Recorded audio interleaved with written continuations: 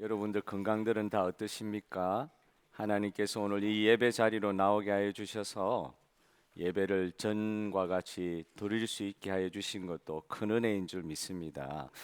많은 성도들이 아파하시는 분들도 계시고 입원해 계신 분도 계시고 수술하시는 분도 계신데 여러분 하나님께서 함께하여 주셔서 이 모든 치료의 과정 가운데 회복이 있기를 주님의 이름으로 축복합니다.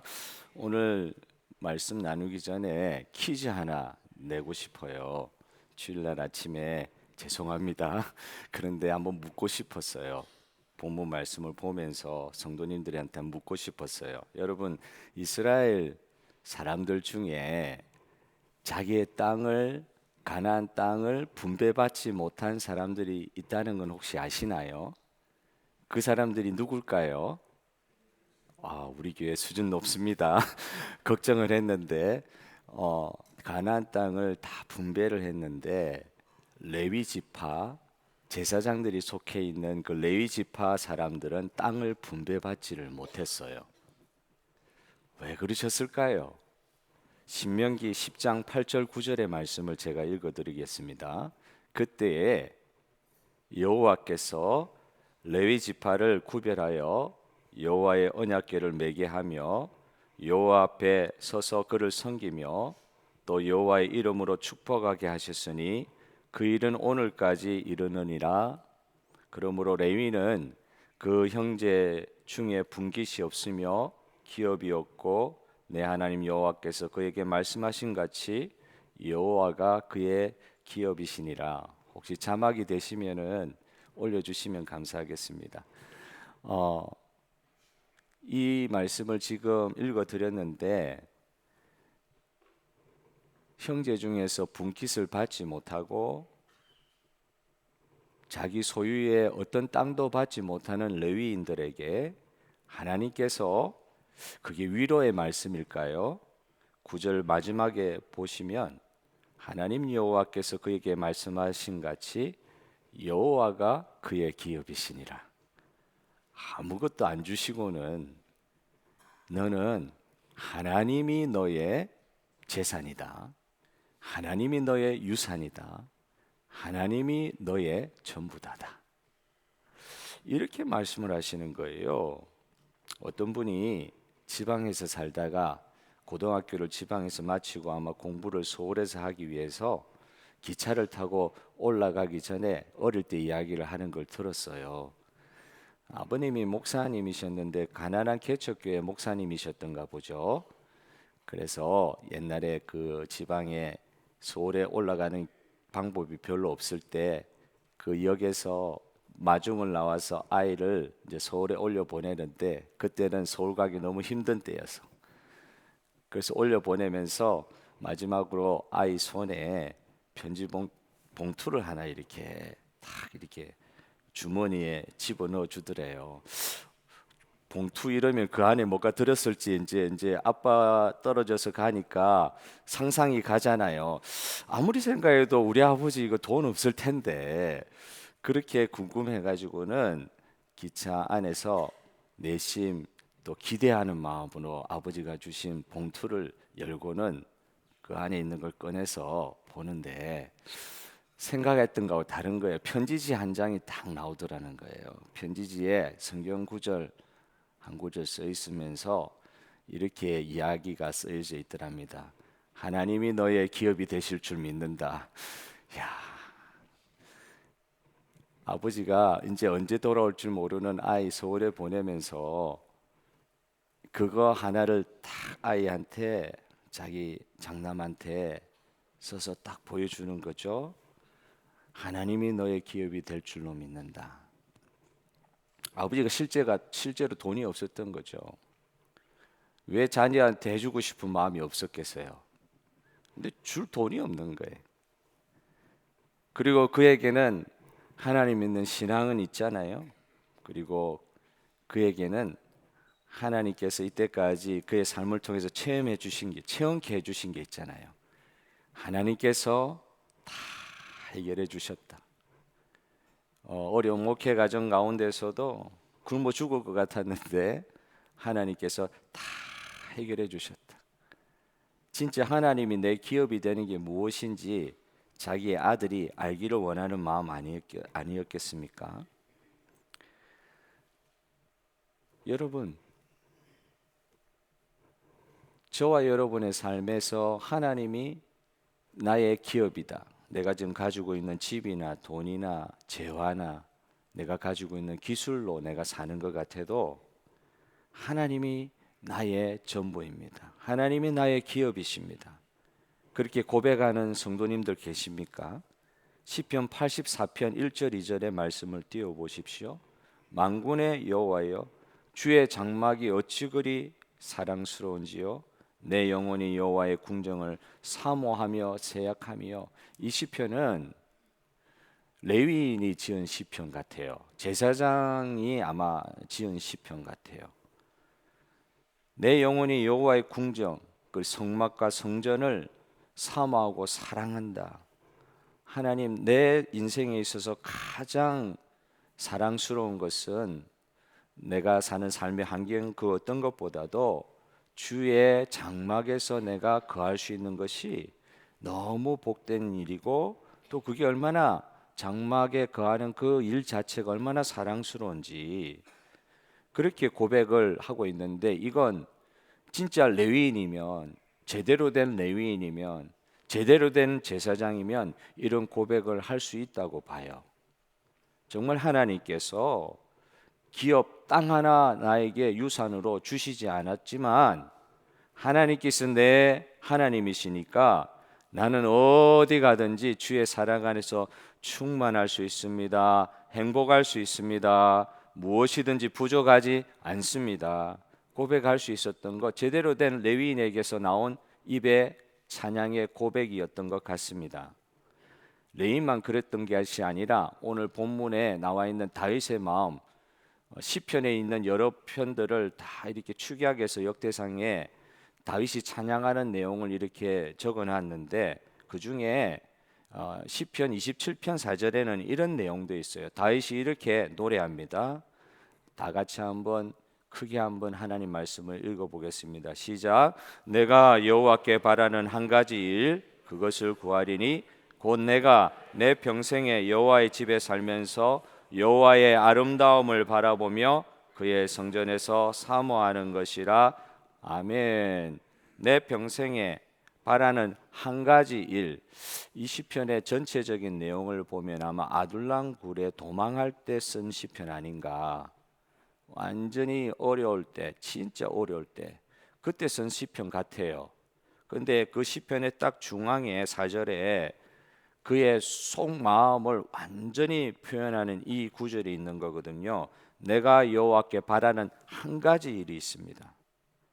내가 여호와의 집에, 평생 여호와의 집에 살고 싶습니다.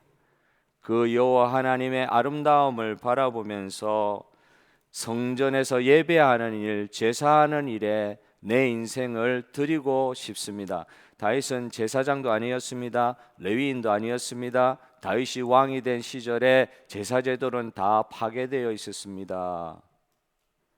다윗이 왕이 되는 그 시절에 사울을 통하여서 제대로 된 레위인, 제사장 지파들이 모여 있는 게 아니라 다 불불이 흩어져 있었습니다. 사사시대는 말할 것도 없고, 레위인들이 자기 먹고 살기 위해서 어느 집안의 제사장으로 들어가 있습니다. 나라의 제사장이고 하나님의 성막을 지켜야 되는 제사장인데 유력한 사람들 밑에 들어가서 집사 같은 제사장을 하고 있는 거예요.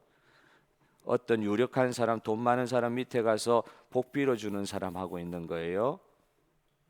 야, 이런 상황에서, 제사제도가 다 무너진 상황에서 성막도 기부원에 오랫동안 벗게, 그냥 기란 이하림 같은 곳에 시골 바닥에 벗개가 내팽겨치듯이 수십 년이 흘러갔는데도 어느 누구도 관심이 없어요.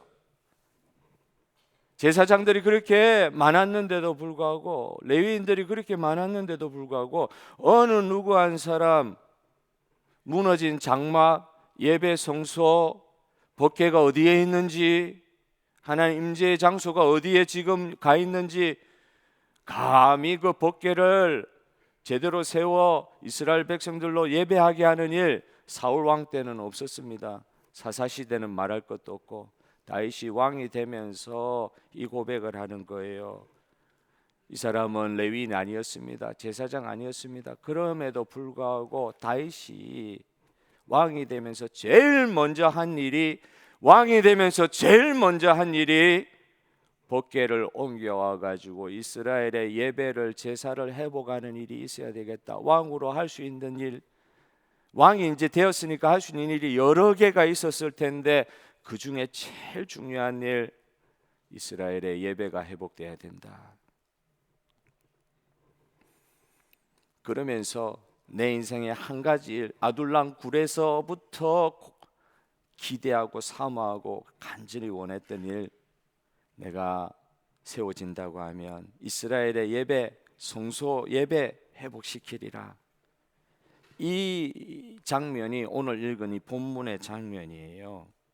인생 소원 하나, 우리 땅에, 우리 이스라엘에, 우리가 신앙생활하고 있는 이 시드니 땅에, 우리 교회에 온전한 예배가 회복됐으면 좋겠다. 사무엘하는 다윗의 일대기를 그려놨거든요. 근데 사무엘하 5장부터 시작해가지고 마치는 24장까지 다윗의 이야기예요. 그런데 그 내용을 처음부터 끝까지 한번 보시면 처음이 오늘 읽은 이 본문의 내용이에요. 예배 회복시키는 그 장면이 다윗의 첫 번째 왕돼서 한 일이에요. 그리고 나서 다윗이 그의 인생을 마감하는 왕의 최고 마지막 때 한 일이 뭐냐? 자기가 원래 이제 잘해서 그런 게 아니라 원래 자기의 범죄 때문에, 자기가 하나님 앞에 범죄함으로 말미암아 이스라엘에 큰 하나님의 진노가 내려서 수많은 사람들이 죽어가는 일이 자기가 왕 되어서 말렵에 일어난 일이에요. 자기 죄 때문에 이스라엘 백성들이 죽어간 거예요. 그러고 나서는 다윗이 하나님 앞에 철퍼덕 엎드려서 회개했습니다. 여러분, 저번 주에도 말씀드렸듯이 다윗, 사울 똑같은 사람이요, 똑같이 죄인이요. 무슨 차이 있습니까? 사울은 끝까지 회개하지 않고 다윗은 사울보다 더 큰 죄 지어도 회개함으로 하나님의 죄 사함의 복을 받은 줄 믿으십니까? 다윗이 말렵에 자기의 죄 때문에 수많은 이스라엘 백성들이 죽은 거예요. 그러니까 왕이 잘못하면은 백성들이 너무 고생하는 거예요. 수많은 백성들이 죽을 때 철퍼덕 하나님 앞에 엎드려서 회개하면서 하나님 앞에 예배드릴 때 여호와의 사자가 선 그곳 오르난의 아라우나의 타작마당 위에 하나님의 사자가 선 것을 보고 하나님의 임재가 있는 것을 보고 그것을 이제 돈을 주고 샀는데 그곳이 나중에 어떤 터가 돼요? 솔로몬이 지은 성전의 터가 됩니다. 그러니까 다윗은요, 처음 시작할 때 성전 예배, 성막의 예배를 회복시키는 것부터 시작해서 마지막 왕자리에서 내려올 때 죽을 때까지 했던 일은 뭐냐? 성전터 잡는 일.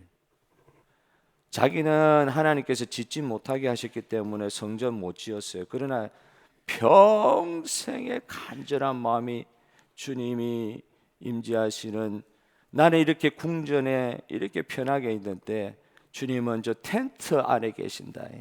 너무 가슴이 아파가지고 성전을 지으려고 애를 많이 썼어요, 평생에. 근데 하나님 허락하지 않으신 거예요. 그런데 알고 보면 솔로몬인 그 다음 때에 하나님께서 허락하셔서 성전을 짓게 하셨는데 그 성전 짓는 모든 준비는 다윗이 다 한 겁니다. 자기가 못 지었지만 하나님께서 그를 통해서 성전 짓도록 하신 거예요. 준비하게 하신 거예요. 그래서 오늘 이 다윗의 인생의 첫 부분, 왕이 되면서 첫 부분을 37절 40절 한번 띄워주십시오. 이렇게 표현하고 있습니다. 다윗이 왕이 되고 나서 제일 처음 한 일이 뭐냐? 다윗이 아삭과 그의 형제를 여호와의 언약궤 앞에 있게 하며 항상 그 궤 앞에서 섬기게 하되 날마다 그 일대로 하게 하였고 제사장 사독과 그의 형제 제사장들에게 기브온 산당에서 여호와의 성막 앞에 모시게 하여 항상 아침 저녁으로 번제단 위에 여호와께 번제를 드리되 여호와의 율법에 기록하여 이스라엘에게 명령하신 대로 다 준행하게 하였고, 이 짧은 본문 가운데서도 저는 부사들이 보이는 거예요. 그 문법 부사 말이에요. 항상 그 앞에서 아침 저녁으로 다 준행하게 하였고, 항상 아침 저녁으로 그 앞에서 다 준행하게 하였고, 하나님의 말씀에 있는 대로 성막의 예배 제도를 새롭게 하고 회복시키는 이 다윗의 모습을 보면서 사사시대로부터 다윗 시대로 넘어올 때까지 그 누구도 이스라엘의 무너진 제사의 장막의 이 성막의 예배 제도가 무너진 것을 보면서도 아파하지 아니하는 이 시대를 향하여 왕이 된 다윗이 머물러 있을 수가 없었습니다. 머물러 있을 수가 없습니다. 그래서 자기가 사람들이 머물지 않는 이 예배당에 성막에 제일 먼저 가서 벗게 옮겨서 자기의 궁궐 옆에 임시 성막의 초소를 마련하고 거기에서 뛰놀며 예배하고 찬양하는 예배의 제도를 다 정비하면서 자기가 세운 게 아니죠. 원래부터 제사장 가문에 있던 사람들을 다 끌어모아서 그 앞장에 보면 한 900명 가까운 제사장과 레인들을 다 끌어모아서 다 흩어져 있었어요. 예배 안 드리니까 뿔뿔이 다 흩어져 있었어요. 예배 안 드리니까 그 사람들을 제사장들 어디서 찾아가지고 900명 정도를 모아가지고 벗게 옮길 때 앞에서 찬양하게 하고, 이게 다 레위기 신명기에 나와 있는 법대로, 민수기에 나와 있는 그 법대로 그대로 이렇게 재현을 해가지고 예배드리는 장면, 오늘 마지막 부분이에요. 그 예배드리는 장면의 마지막 부분 어떻게 해요? 제사장들 세워가지고 항상 아침 저녁으로 찬양하고, 아침 저녁으로 기브온 산당인 기브온에 있는 그 성막, 밖에는 지금 예루살렘으로 와 있지만 기브온 산당 기브온에 있었던 원래 그 성막 자리에 가서 제사장들 보내가지고 아침 저녁으로 번제와 제사를 드릴 수 있도록 하고, 예배 회복시키는 것이 다윗이 왕되고 나서 제일 먼저 한 일이었습니다.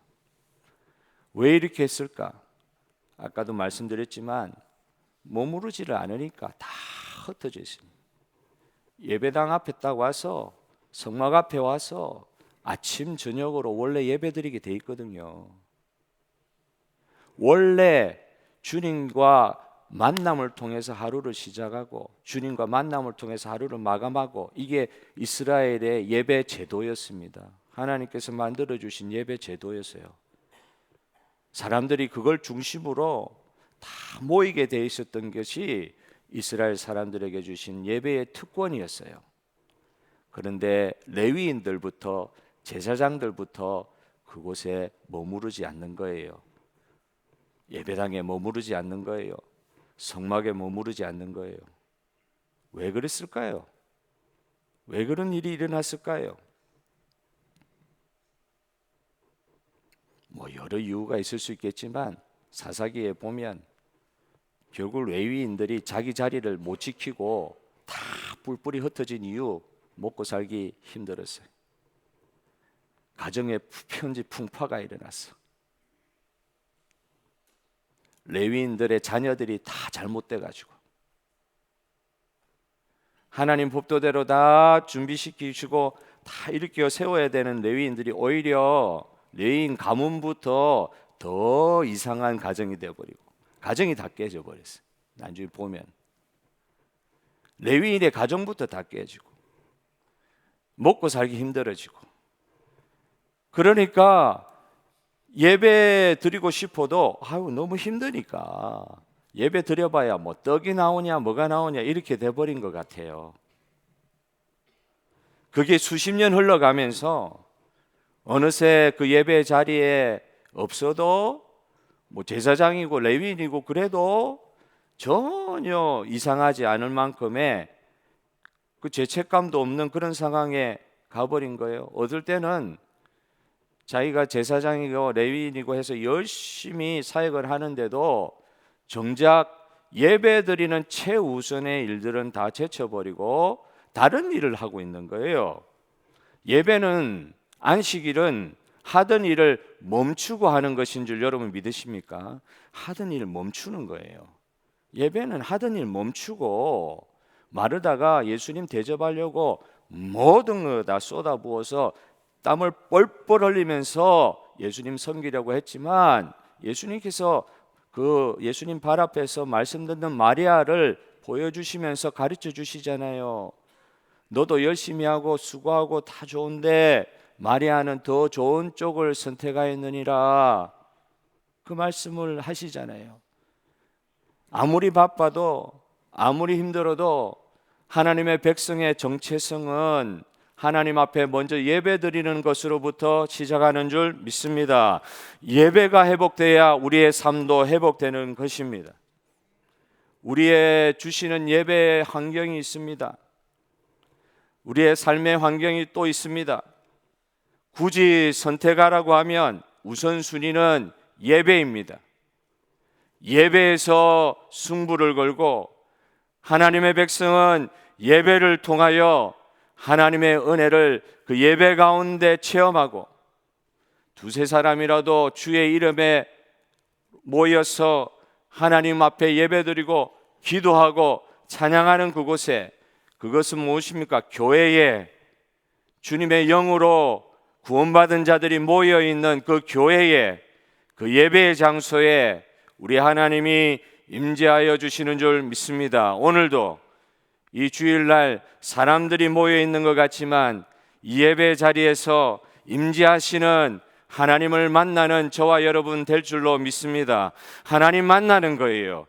누구의 설교를 들으러 오는 것도 아니요, 누구의 찬양하는 걸 들으러 오는 것도 아니요, 누구의 어떤 모습을 보러 오는 것이 아니요, 모든 성도들이 모여서 단 한 분 하나님께만 집중하여 자기의 삶의 모든 것을 멈추고 하나님께 온전하게 자기를 드리면서 찬양하며, 나의 삶의 주인이 하나님이십니다. 하나님 중심입니다. 내 삶은 하나님 중심에서 이해될 수 있고 해석될 수 있습니다. 그 하나님 중심의 삶의 태도를 회복하고 주님 앞에만 온전히 올려드리는 그 예배 시간에 하나님 약속하여 주신 대로 모든 성도들의 막혀있는, 우리 삶에 모든 얽혀있는, 우리 삶에 해결될 수 없었던 모든 문제들이 하나님을 예배함으로, 만남으로 해결되는 역사 체험하시기를 바랍니다. 할렐루야. 체험해야 돼요. 하나님께서 멈추란 그곳에서 예배드려야 돼요.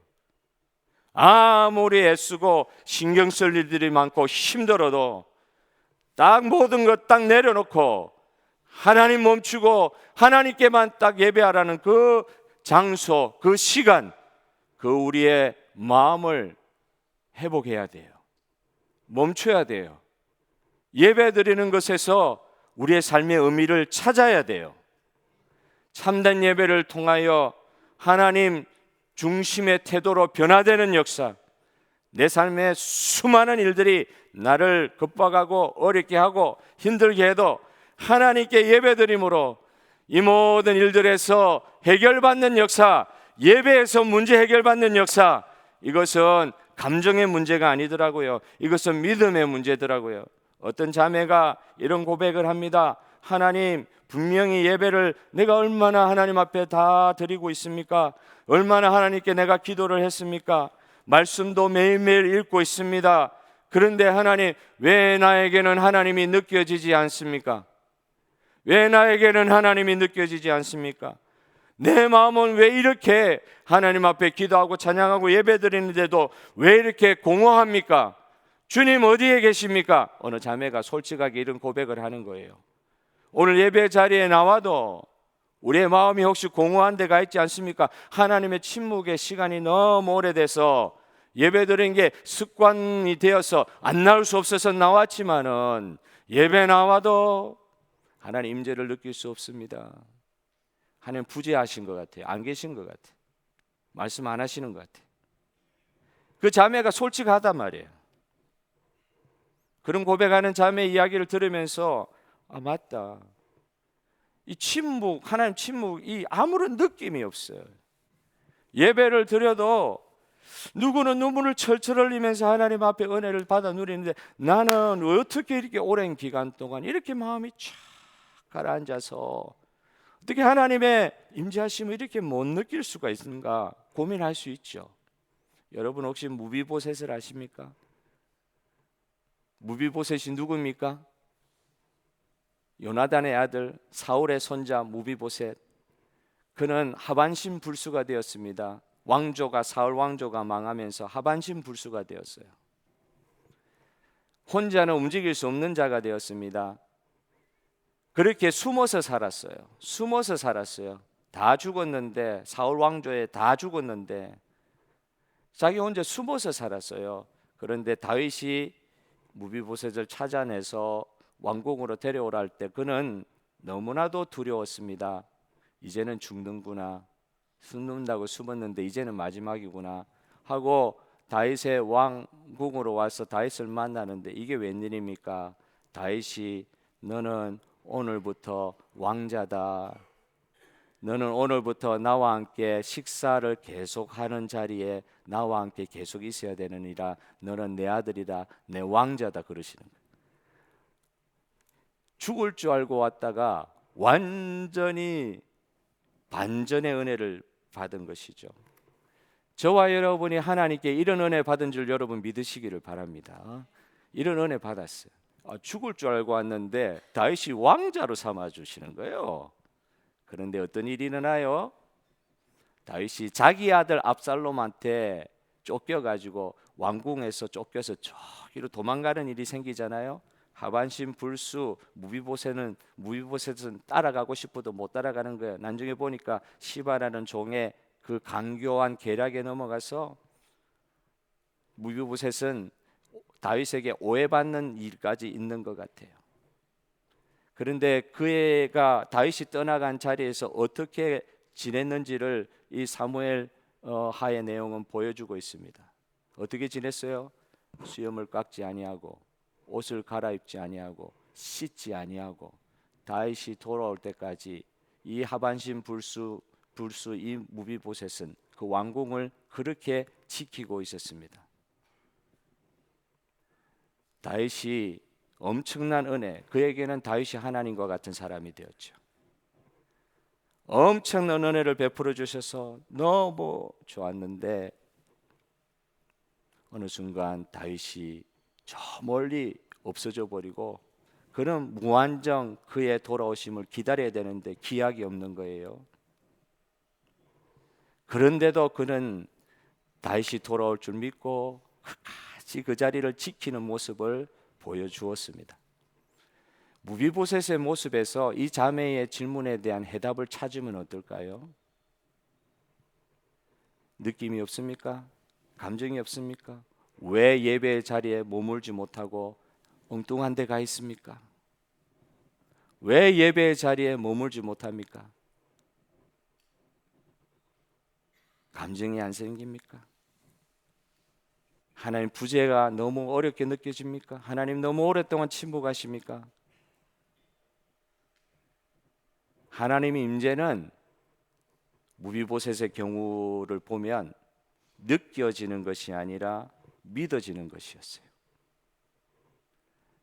다윗이 저 멀리 가 있어도 그래도 다윗이 돌아올 것에 대한 믿음, 그걸 가지고 그는 예배의 자리 지킨 거예요. 왕궁을 지킨 거예요. 다시 돌아올 그 자리를 지킨 거예요. 여러분 가운데 혹시 침묵하시는 하나님 때문에 예배 드릴 때 아무 감정도 안 생기고 혹시 하나님 침묵이 너무 무겁게 느껴지고 어느 순간 너무 이것이 익숙해져서 하나님의 주시는 은혜에 대한 기대가 사라져 버리신 성도님 계시면 오늘 이 아침 하나님의 임재는 감정이 아니라 우리 가운데 주신 믿음으로 나아가는 저와 여러분 되시기를 축복합니다. 믿음입니다. 이 자리에 하나님 계십니다. 믿음입니다. 여러분의 삶에 영원토록 동행하여 주십니다. 믿음입니다. 감정 한 요소지 그게 중요한 것은 아니더라고요. 감정은 언제든지 흔들려요. 상황에 따라 언제든지 바뀌어요. 그런데 하나님의 임재에 대한 믿음, 동행에 대한 믿음은 안 바뀔 수 있어요. 이 시간 저와 여러분 가운데 계시는 하나님, 무비보셋과 같이 주님을 끝까지 찾고 기다리는 가운데 하나님 부재가 하나님 임재에 대한 증거로 다가오는 그런 놀라운 체험들 있으시기를 축복합니다. 여러분, 하나님 앞에 머무는 것이 이런 거였고, 다윗은 그걸 기대하고 제사장들을 그렇게 세웠어요. 그렇게 예배하고 나서 끝난 게 아니라 오늘 본문 마지막 부분을 보십시오. 43절 다 같이 한번 읽어보겠습니다. 시작. 이에 문백성은 각각 그 집으로 돌아가고 다윗도 자기 집을 위하여 축복하려고 돌아갔더라. 예배의 자리를 머무르고 지킴으로 말미암아 어떤 일이 생겼습니까? 백성들이 집으로 돌아갔다 그랬는데 다윗이 어떻게 하려고 집으로 돌아갔다고 그랬어요? 자기 가정을, 집을 축복하려고 돌아갔더라. 하나님 앞에 머무르는 자에게 주시는 축복의 은혜가 이런 것입니다. 그만 받는 은혜, 그만 받는 복으로 머무르지 아니하고 하나님 예배 자리에 머물렀던 자들에게는 축복자로 변화되는 은혜가 있습니다. 축복의 유통자가 되는 은혜를 주십니다. 하나님의 존존의 예배 자리에 머물렀던 자들은 그 입에 저주가 담기고 그 입에 그 마음에 이상한 마음들이 다 가득 찼다가도 하나님 예배 자리 와서 회개하고 찬양하고 기도하고 하나님의 임재 가운데 존존에 머물렀던 자들은 분명히 하나님께서 다른 사람을 축복할 수 있는 자로 바꿔 주신다고 하셨어요. 여러분, 오늘 여러분이 예배 마치고 나가서 우리의 입이 변화될 줄로 믿습니다. 우리의 마음의 상태가 변화될 줄로 믿습니다. 어떤 사람으로요? 축복하는 입이 되기를 원합니다. 마음속에서 다른 사람들을, 특별히 우리 가정에 있는 우리 식구들을 위하여 축복하는 사람으로 변화되는 거예요. 하나님께 은혜를 많이 받다 보니까 다윗의 이 마음이 터져나갈 것 같은 거예요. 속히 집으로 돌아가서 내 가정에 있는 내 식구들을 축복해야 되겠다, 그런 마음을 예배 가운데 허락하여 주시는 거예요. 오늘 이 다윗의 변화된 마음들, 이 변화된 마음들이 이스라엘 백성들의 마음들이 되었고 그들의 예배가 회복됨으로 말미암아 온 이스라엘의 축복이 유통되는 역사가 오늘 저와 여러분의 회복된 예배 가운데 체험되기를 소원합니다. 여러분, 많이들 축복하십시오. 오늘 예배 마치시고 나가시면서도 의식적으로 괜히 그럴 필요는 없지만 마음속에서부터 하나님, 이 마음을 주시소서. 내 주변에 있는 사람들, 축복하는 사람들로 나를 변화시켜 주시기를 원합니다. 그렇게 하여 주신 줄 믿습니다. 제사장들도 옛날에 민수기의 제사장들 예배드리고 나서 이렇게 회복된 모습을 보여주고 있어요. 제사장들의 축복의 기도를 한번 읽어봅시다. 민수기 6장 23절 26절 다 같이 크게 한번 읽어보겠습니다. 예배드린 제사장들이 예배드리고 제사 드리고 나서 이스라엘 백성들을 어떻게 축복하고 있는지 다 같이 한번 읽어보도록 하겠습니다. 너희는 이스라엘 자손을 위하여 이렇게 축복하여 이르되 여호와는 내게 복을 주시고 너를 지키시기를 원하며 여호와는 그의 얼굴을 내게 비추사 은혜 베푸시기를 원하며 여호와는 그 얼굴을 내게로 향하여 드사 평강 주시기를 원하노라. 우리의 입이 이런 축복의 입이 되기를 소원합니다. 여러분, 이런 축복을 선포하십시오. 여러분 삶이 또 다른 차원으로 변화될 것입니다. 예배에 정말 예배드리고 난 뒤에 변화가 이런 것이구나 체험하실 수 있을 것입니다. 오늘 이 제사장의 축복의 기도가 저와 여러분의 기도가 되기를 소원합니다. 제가 몇 년 전에 이런 찬양을 어디서 들었는데 오늘 이 찬송가를 하지 않고 어느 자매가 만든 찬양을 같이 한번 하려고 해요. 그 가사가 그렇습니다.